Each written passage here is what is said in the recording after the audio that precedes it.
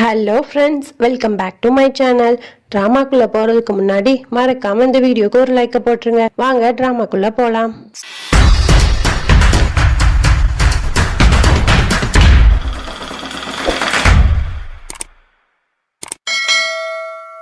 Starting சீன்ல தியாவையும் அந்த வேலைக்காரியும் தான் காட்டுறாங்க. தியா அந்த வேலைக்காரிக்கு போட்டோலாம் எடுத்து கொடுத்து அதை அனுப்பிட்டு இருக்கா. அப்போ அந்த கேப்ல அந்த வேலைக்காரியும் தியாவோட பாஸ்வேர்டை பார்த்துடுறா. பார்த்துட்டு அதுக்கப்புறம் அந்த இடத்த விட்டு போயிடுறா. தியா அங்க என்னென்னலாம் திங்ஸ் இருக்கு அப்படிங்கிற மாதிரி செக் பண்ணிட்டு இருக்கா. அப்போ அந்த இடத்துக்கு ரதன் சிங் வரான். அப்போ ரதன் சிங் சொல்றான், தியா எவ்வளவோ தேடியும் அந்த ஸ்டாக் லிஸ்ட் கிடைக்கவே இல்லை, இப்ப நம்ம என்ன பண்றது அப்படிங்கிற மாதிரி பேசுறான். ஒன்னு அதுக்கு தியா சொல்றா, அதெல்லாம் ஒண்ணும் இல்லை ரதன் சிங், நம்ம பாத்துக்கலாம் வா அப்படிங்கிற மாதிரி சொல்லிட்டு ரெண்டு பேரும் திரும்பவும் ஸ்டாக் என்னெல்லாம் இருக்குன்ற மாதிரி பாத்துட்டு இருக்காங்க. அப்போ அந்த இடத்துக்கு யாஷ் வரான். வந்துட்டு ரதன் சிங் சொல்றான், வா ரதன் சிங், நம்ம ஹார்ஸ் ரைடிங் பிராக்டிஸ் இருக்குல்ல, நம்ம போகணும், டைம் ஆயிடுச்சு வா அப்படிங்கிற மாதிரி கூப்பிடுறான். உடனே அதுக்கு ரதன் சிங் சொல்றான், இல்ல யாஷ் நான் வரல, எனக்கு இங்க ஒரு முக்கியமான வேலை இருக்கு, நீ மட்டும் இன்னைக்கு போயிட்டு வா அப்படிங்கிற மாதிரி சொல்றான். உடனே தியா சொல்றா, ரதன் சிங் அப்பெல்லாம் பண்ணக்கூடாது, பிராக்டிஸ்க்கு கரெக்ட் டைமுக்கு போகணும், நீ போயிட்டு வா, நான் இங்க மேனேஜ் பண்ணிக்கிறேன் அப்படிங்கிற மாதிரி சொல்றா. உடனே ரதன் சிங்கும் யாஷும் அந்த இடத்த விட்டு போயிடுறாங்க. தியா திரும்பவும் என்னென்ன ஸ்டாக்லாம் இருக்கு அப்படிங்கிற மாதிரி செக் பண்ணிட்டு இருக்கா. அப்புறம் தியா எல்லா வேலையும் முடிச்சுட்டு ரொம்ப டயர்டா இருக்கு அப்படிங்கிற மாதிரி கிச்சனுக்கு போயிட்டு ஃப்ரிட்ஜை ஓபன் பண்ணி ஜூஸ் குடிக்கலான்னு பார்த்துட்டு இருப்பா. அப்போ அந்த டைம்ல அந்த வேலைக்காரி தியாவோட மொபைல் போனை எடுத்துட்டு போயிட்டு அவளுக்கு பாஸ்வேர்டு கிடைச்சிட்டுல அதெல்லாம் யூஸ் பண்ணிட்டு தியாவோட போன்ல இருக்க எல்லா டீடைல்ஸையும் அந்த வக்கீலுக்கு அனுப்பி விட்டுருவா.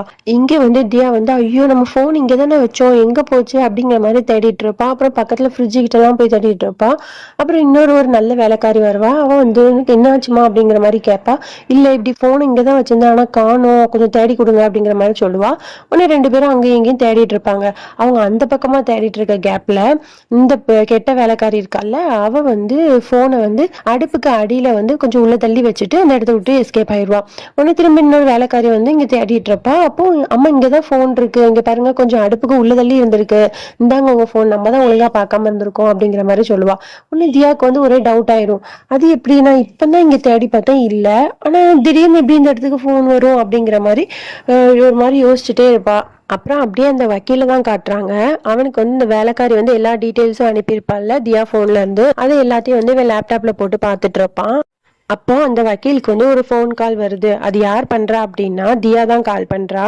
தியா கால் பண்ணிட்டு அந்த வக்கீல்கிட்ட பேசுறா. என்ன சொல்றா அப்படின்னா, இந்த மாதிரி சார், நான் கிச்சன்ல இருந்தேன், அப்ப என்னோட மொபைல் போன் காணாம போயிடுச்சு, நான் எல்லா பக்கமும் தேடி பார்த்தேன், ஆனா பார்த்தா திரும்ப அதே இடத்துல இருக்கு, எனக்கு இதெல்லாம் யாரு பண்றாங்கன்னே எனக்கு புரியல சார், அதனாலதான் நான் முன்னாடியே என்னோட போன்ல இருக்க எல்லா டீட்டெயில்ஸுமே நான் எரேஸ் பண்ணிட்டேன், ஏன்னா இந்த மாதிரி ஏதாவது நடந்துடக்கூடாது அப்படின்ற மாதிரி அப்படின்னு சொல்லிட்டு சொல்றா. உடனே அதுக்கு அந்த வக்கீல் சொல்றான், சரிம்மா நீ பார்த்து இருந்துக்கோ அப்படின்னு சொல்லிட்டு போனை கட் பண்ணிட்டு பயங்கரமா கோபப்படுறான். இந்த தியா பொண்ணு ரொம்ப பிரில்லியண்டா இருக்காளே, இப்படி பண்ணி வச்சிருக்காளே, இப்ப நான் எப்படி அந்த லேபோட நம்பரை எடுக்கிறது, எனக்கு ஒண்ணுமே புரியலையே அப்படிங்கிற மாதிரி ரொம்ப கோவப்பட்டுட்டு இருக்கான்.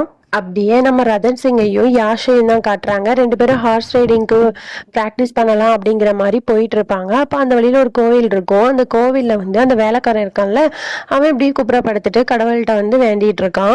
அப்ப அந்த டைம்ல ரதன் சிங் பாக்குறான், அந்த வேலைக்காரனோட தொப்பி கிட்ட, அதாவது முடியல அந்த ஸ்டாக் லிஸ்ட அவன் மாட்டிருப்பான். இவன் கீழே விழுந்து வேண்டிட்டு இருந்திருக்கும் போது அந்த ஸ்டாக் லிஸ்டோட பேப்பர் கீழே விழுந்துரும். இதை ரதன் சிங்கும் யாஷும் ஒளிஞ்சு நின்று பார்த்துட்டு அந்த பேப்பரையும் எடுத்துட்டு அந்த இடத்த விட்டு போயிடுறாங்க. அப்புறம் அந்த அத்தைக்காரியை தான் காட்டுறாங்க. அத்தைக்காரி அப்புறம் அந்த சாக்ஷி அவங்க எல்லாரும் உட்காந்துட்டு ஒரு டிசைனை பார்த்துட்டு இருக்காங்க. என்ன டிசைனா, ட்ரெஸ்ஸோட டிசைன் பார்த்துட்டு இந்த டிசைன் நல்லா இருக்கே அப்படிங்கிற மாதிரி பேசிட்டு இருக்காங்க. ஒன்னு சாக்ஷின்னு சொல்றேன், நானும் ஒரு புது டிசைன் போட்டு ஒரு ட்ரெஸ்ஸை மேக் பண்ணி ஃபங்க்ஷன்ல போடுவேன், எனக்கு ரொம்ப அழகா இருக்கும் அப்படிங்கிற மாதிரி ரொம்ப சீன் போட்டுட்டு இருக்கா. அப்போ அந்த இடத்துக்கு அத்தைக்காரியோட தங்கச்சி வரா. தங்கச்சி அத்தைக்காரியை ரொம்ப வெறுப்பேத்துறா. என்ன நீங்க டாஸ்க் எல்லாம் வச்சிருக்கீங்க, அந்த தியா பொண்ணு வின் பண்ணிடுவா போலயே அப்படிங்கிற மாதிரி ரொம்ப நக்கலா பேசி அவளை ஏத்தி விட்டுட்டு இருக்கா. உடனே அத்தைக்காரி சொல்லுவா, அதெல்லாம் நான் கொடுத்த டாஸ்க்ல அவ தோத்துருவா அப்படிங்கிற மாதிரி ரொம்ப திமிரா சொல்லிட்டு இருக்கா. அப்போ அந்த இடத்துக்கு அந்த மீசக்காரனும் உட்காந்துட்டு இருக்கான். அப்போ அவனும் கேக்குறான், எங்க நீங்க டாஸ்க் கொடுத்தீங்களே அவங்க மருமக, அவ என்ன பண்ணிட்டு இருக்கா அப்படிங்கிற மாதிரி கேட்பான். அப்போ அந்த இடத்துக்கு அத்தைக்காரியோட வேலைக்காரி வருவா. அவ சொல்லுவா, இந்த மாதிரி தியாராணி சூப்பர் மார்க்கெட்டுக்கு போயிருக்காங்க அப்படிங்கிற மாதிரி சொல்லுவா. இதை கேட்டுட்டு அந்த மீசக்காரன் ரொம்ப கோவப்படுவான். என்னது சூப்பர் மார்க்கெட்டுக்கா, இந்த மாதிரி ராஜவம்சத்துல இருக்கவங்க எல்லாம் சூப்பர் மார்க்கெட் எல்லாம் போலாமா வேண்டாமா, இவன் என்ன இப்படி பண்ணிட்டு இருக்கா அப்படிங்கிற மாதிரி ரொம்ப கோவப்பட்டுட்டு இருப்பான். அப்ப அந்த இடத்துக்கு வந்து தியா வந்துடுறா. அப்புறம் இவன் கத்துறதை கேட்டுட்டு வீட்டுல இருக்க எல்லாருமே வந்துடுறாங்க. உடனே மீசக்காரன் தியாவை பார்த்துட்டு, உனக்கு கொஞ்சமாவது அறிவு இருக்கா, உனக்கு எவ்வளவு தைரியம் இருந்தா நீ வந்து சூப்பர் மார்க்கெட்டுக்கு போவ, அது இந்த குடும்பத்துக்கு எவ்வளவு பெரிய அவமானத்தை தேடி கொடுக்கும் தெரியுமா அப்படிங்கிற மாதிரி ரொம்ப பயங்கரமா நிறைய சொல்லி திட்டி அவளை வந்து கத்திட்டே இருக்கான். அப்போ உடனே தியா மனசுக்குள்ள நினைக்கிறான், நம்ம சூப்பர் மார்க்கெட்டுக்கே இன்னும் போறோன்றதுக்கே இவ்வளவு பெரிய ஆர்ப்பாட்டம் பண்றாங்களே அப்படிங்கிற மாதிரி மனசுக்குள்ளே யோசிச்சுட்டு நிக்கிறா. அப்போ அந்த இடத்துக்கு ரத்தன் சிங் வரான். வந்துட்டு குடுகுடுன்னு ஓடி போய் அவங்க அத்தைக்காரி கிட்ட நிக்கிறான். நின்னுட்டு சொல்றான், இங்க பாத்தீங்களா, தியா வந்து சூப்பர் மார்க்கெட்டுக்கு போயிட்டு எல்லா திங்ஸுமே வாங்கிட்டு வந்துட்டா. அப்ப கரெக்ட் டைமுக்குள்ள அவளோட டாஸ்கையும் பினிஷ் பண்ணிட்டா. அப்ப தியா வந்து வின் பண்ணிட்டான்றதான அர்த்தம் அப்படிங்கிற மாதிரி சொல்லி சிரிச்சிட்டு இருக்கான். உடனே தியா வந்து யோசிக்கிறா, என்ன நம்ம சூப்பர் மார்க்கெட் போயிட்டு எல்லா திங்ஸும் வாங்கிட்டு வந்துட்டோமா அப்படிங்கிற மாதிரி யோசிச்சுட்டு இருக்கான். ஓ, அப்ப ரத்தன் சிங் வந்து ஏதோ ஒரு வேலை பண்ணிருக்கான் அப்படிங்கிற மாதிரி அவ புரிஞ்சுட்டு அமைதியா நின்றுட்டு இருக்கா. உடனே அத்தைக்காரிக்கு வந்து ஒண்ணுமே புரியல, இவ எப்படி டாஸ்க கம்ப்ளீட் பண்ணா, இவ்வளவு சீக்கிரமா, நம்ம வந்து ஸ்டாக் லிஸ்ட மறைச்சலாம் வைக்க சொன்னோம் அப்படிங்கிற மாதிரி எல்லாம் யோசிச்சுட்டு இப்ப ரதன் சிங் சொல்றான், ஆமா தியா வந்து இந்த டாஸ்க்ல வின் பண்ணிட்டா அப்படிங்கிற மாதிரி சொல்றான். உடனே குடும்பத்துல இருக்க எல்லாரும் அப்படியே ஷாக் ஆகி பாத்துட்டு இருக்காங்க. அதுக்கப்புறம் எல்லாரும் அவங்கவுங்க ரூமுக்கு போயிடுறாங்க. அப்புறம் அப்படியே அந்த அத்தைக்காரியை தான் காட்டுறாங்க. அவ பயங்கர கோவமா உட்காந்துட்டு இருக்கா. அப்போ அந்த இடத்துக்கு வேலைக்காரி வந்து அந்த வேலைக்காரனையும் கூப்பிட்டுட்டு அங்க வரான்.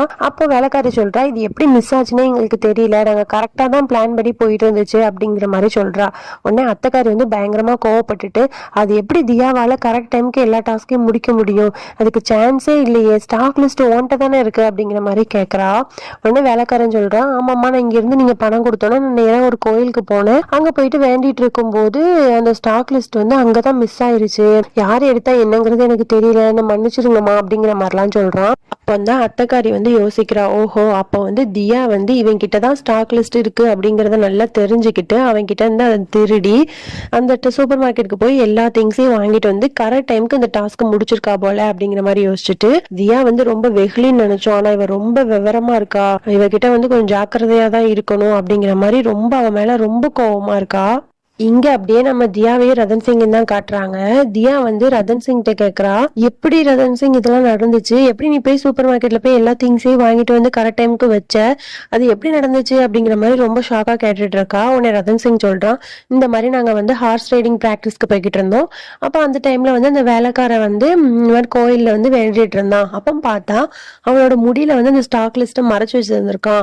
அது வந்து அவன் வந்து ப்ரேயர் பண்ணிட்டு இருக்கும் போது டக்குன்னு கீழே விழுந்துருச்சு. அதை நானும் யாஷும் எடுத்துட்டு போயிட்டு கடையில போய் கொடுத்தோம் அப்படிங்கிற மாதிரி சொல்லிட்டு இருக்கான். உடனே அப்ப தியா கேக்குறா, இப்ப இவ்வளவு திங்ஸும் வாங்குறதுக்கு காசுக்கு நீ என்ன பண்ண அப்படிங்கிற மாதிரி கேக்குறா. உடனே அதுக்கு ரதன் சிங் சொல்றான், இல்ல அந்த லிஸ்ட் கிடைச்சிச்சு, நானும் யாஷும் கொண்டு போய் சூப்பர் மார்க்கெட்ல கொடுத்தோம், அவங்க திங்ஸ் தந்தாங்க, நாங்க வாங்கிட்டு வந்துட்டோம் அப்படிங்கிற மாதிரி ரொம்ப வெகுலியா சொல்லிட்டு இருக்கான்.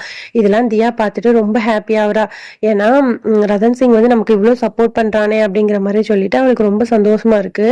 உடனே ரதன் சிங் கிட்ட சொல்றா, நீ இல்லைன்னா இன்னைக்கு அந்த டாஸ்க்ல தோத்துறப்ப ரதன் சிங், ரொம்ப தேங்க்யூ அப்படிங்கிற மாதிரி சொல்லிட்டு இருப்பா. உடனே ரதன் சிங் சொல்லுவான், தியா நான் உனக்காக எப்பவுமே சப்போர்ட் பண்ணுவேன் அப்படிங்கிற மாதிரி சொல்லுவான். உடனே தியாக்கும் ஹாப்பி ஆயிடும், ரெண்டு பேரும் சிரிச்சிட்டு இருப்பாங்க. இதோட இந்த சீசன் வந்து முடிச்சிடுறாங்க. இதுக்கப்புறம் சீசன் 2 தான் ஸ்டார்ட் ஆக போகுது. சீசன் 2 செம்ம இன்ட்ரெஸ்டிங்கா போக போகுது. நம்ம குட்டி ரதன் சிங் வந்து ஸ்கூல் படிப்பெல்லாம் முடிச்சுட்டு ஃபாரின்ல போய் படிக்கிறான். படிச்சு முடிச்சுட்டு பெரிய ரதன் சிங்கா வர போறான்.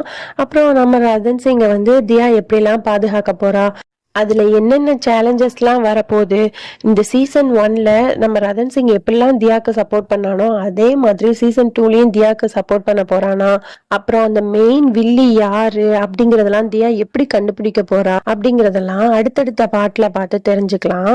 ஓகே, நாளைக்கு பார்க்கலாம். Bye friends.